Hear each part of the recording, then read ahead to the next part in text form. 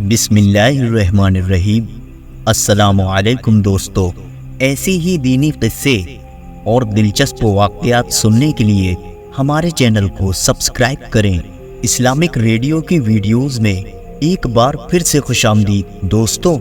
آج کی ویڈیو میں ہم آپ کو حضور صلی اللہ تعالی علیہ وسلم اور ایک یہودی کا واقعہ بتائیں گے، ساتھ ہی آپ صلی اللہ تعالی علیہ وسلم کی مکہ کے مشرکین کو دعوت اسلام کے تکلیف بھرے واقعات بھی بتائیں گے، لہٰذا آپ سے درخواست ہے کہ ویڈیو میں لاسٹ تک بنے رہیں۔ دوستو، ایک یہودی کو رسول اللہ صلی اللہ تعالی علیہ وسلم سے چند دینار قرض واپس لینا تھا۔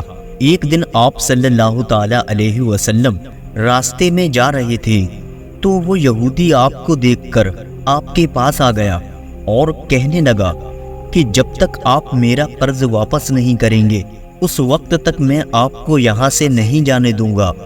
نبی کریم صلی اللہ تعالی علیہ وسلم نے فرمایا کہ اس وقت ادائیگی کے لیے میرے پاس کچھ بھی نہیں ہے۔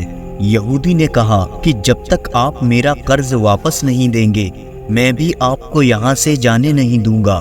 آپ صلی اللہ تعالی علیہ وسلم نے فرمایا کہ اگر یہ بات ہے تو میں تیرے ساتھ یہیں بیٹھ جاتا ہوں۔ یہ کہہ کر آپ اس کے ساتھ بیٹھ گئے۔ جیسے جیسے وقت گزرتا گیا ویسے ویسے آپ کے صحابہ جمع ہوتے گئے۔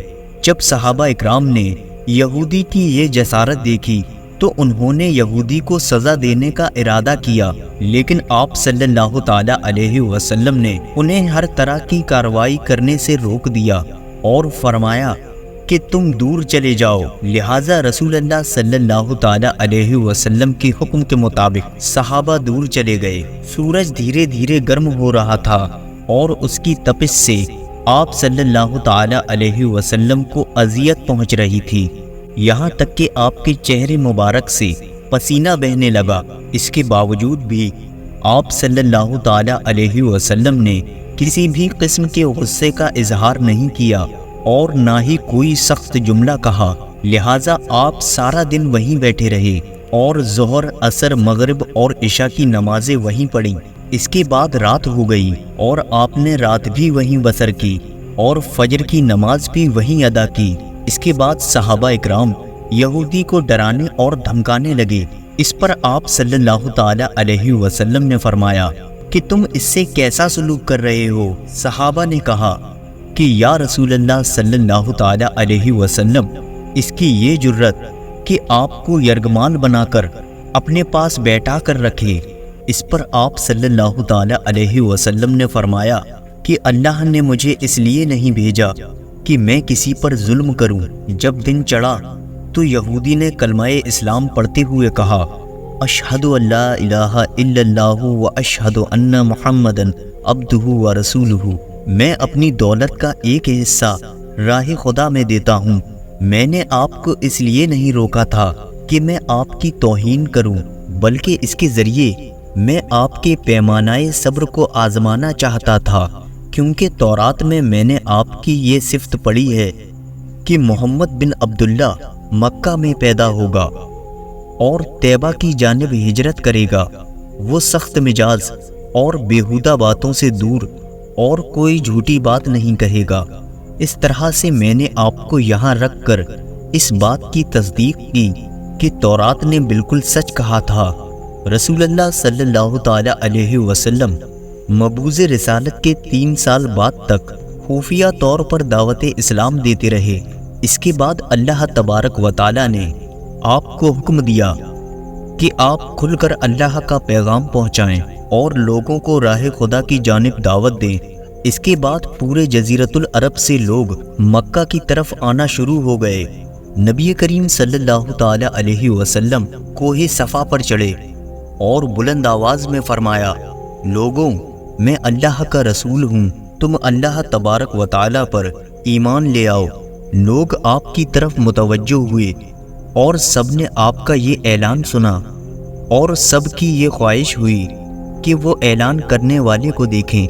پھر آپ صلی اللہ تعالی علیہ وسلم صفا سے اتر کر مروہ آئے اور وہاں پر بھی آپ صلی اللہ تعالی علیہ وسلم نے 3 دفعہ یہ اعلان کیا۔ دوستو، جب ابو جہل نے آپ صلی اللہ تعالی علیہ وسلم کا یہ اعلان سنا تو اسے سخت غصہ آیا۔ اس نے زمین سے ایک پتھر اٹھا کر آپ کی پیشانی پر مارا، جس سے آپ کی پیشانی زخمی ہو گئی، خون بہنے لگا اور آپ کا پورا چہرہ لہو لہان ہو گیا۔ اس کے بعد تمام مشرکین آپ صلی اللہ تعالی علیہ وسلم پر پتھر مارنے لگے۔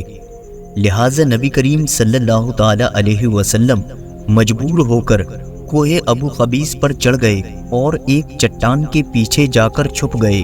مشرکین نے بھی آپ کا تعقب کیا، لیکن آپ صلی اللہ تعالی علیہ وسلم انہیں کہیں دکھائی نہ دیے۔ ناکام اور نامراد ہو کر انہیں واپس آنا پڑا۔ اسی اثنا میں ایک شخص نے حضرت علی علیہ السلام کو اس واقعے کی اطلاع دی اور کہا کہ میرا خیال یہ ہے کہ محمد مارے جا چکے ہیں، نعوذ باللہ۔ یہ سن کر حضرت علی علیہ السلام کو بہت دکھ ہوا اور آپ ام المومنین حضرت خدیجہ سلام اللہ علیہا کے پاس آئے اور ان سے کہا کہ میں نے سنا ہے کہ مشرکین نے رسول اللہ صلی اللہ تعالی علیہ وسلم پر سنگ باری کی ہے، اور بعض لوگوں کا یہ گمان ہے کہ رسول خدا صلی اللہ تعالی علیہ وسلم شہید ہو گئے ہیں۔ آپ روٹی پانی اٹھائیں اور میرے ساتھ انہیں تلاش کرنے کے لیے چلیں، ممکن ہے کہ ہمیں کہیں ان کا نشان مل جائے۔ آپ وادی پر نظر رکھیں اور میں پہاڑ کے دامن میں آپ صلی اللہ تعالی علیہ وسلم کو تلاش کرتا ہوں۔ آپ روتے ہوئے آگے بڑھے اور آپ کہہ رہے تھے، یا رسول اللہ، ہمیں جواب دیں، آپ کہاں ہیں؟ میری روح آپ پر قربان۔ آپ کس وادی میں بھوکے پیاسے بیٹھے ہیں؟ آپ نے مجھے اپنے ساتھ کیوں نہ لیا؟ حضرت خدیجہ رو رو کر فریاد کر رہی تھیں کہ کوئی ہے جو مجھے نبی پاک کی خبر دے، کیا کسی نے انہیں دیکھا ہے جو مجھے ان کے متعلق بتلائے؟ اس وقت جبریل امین علیہ السلام رسول خدا صلی اللہ تعالی علیہ وسلم پر نازل ہوئے۔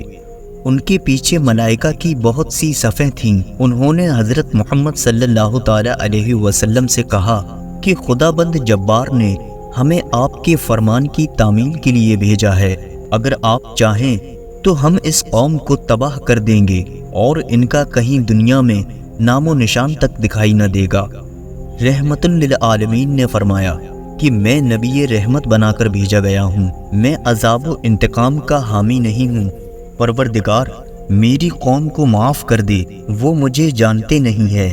جبریل امین نے آپ صلی اللہ تعالی علیہ وسلم سے کہا کہ خدیجہ سلام اللہ علیہا آپ کو تلاش کر رہی ہیں۔ خدیجہ کے رونے نے آسمان کے فرشتوں کو رلا دیا ہے، آپ انہیں جواب دیں اور خدا کی طرف سے اور ہماری طرف سے انہیں سلام پہنچائیں اور انہیں جنت کی بشارت دیں۔ نبی اکرم صلی اللہ تعالی علیہ وسلم نے حضرت خدیجہ اور حضرت علی کو صدا دی اور انہیں اپنے پاس بلایا، لہٰذا دونوں شخصیت آپ صلی اللہ تعالی علیہ وسلم کی خدمت میں حاضر ہوئیں۔ انہوں نے آپ کی پیشانی پر پٹی باندھی اور گھر لے آئے۔ جب مشرکین کو معلوم ہوا کہ نبی اکرم صلی اللہ تعالی علیہ وسلم اپنے گھر آ چکے ہیں تو انہوں نے گھر کا محاصرہ کر لیا اور سنگ باری شروع کر دی۔ حضرت علی علیہ السلام اور حضرت خدیجہ سلام اللہ علیہا آپ کا دفاع کرنے لگے۔ جب سنگ باری میں معمولی سا وقفہ ہوا تو حضرت خدیجہ گھر سے نکلیں اور انہوں نے چیخ کر کہا، فرزندان قریش، کیا تم سے حیا رخصت ہو گئی ہے؟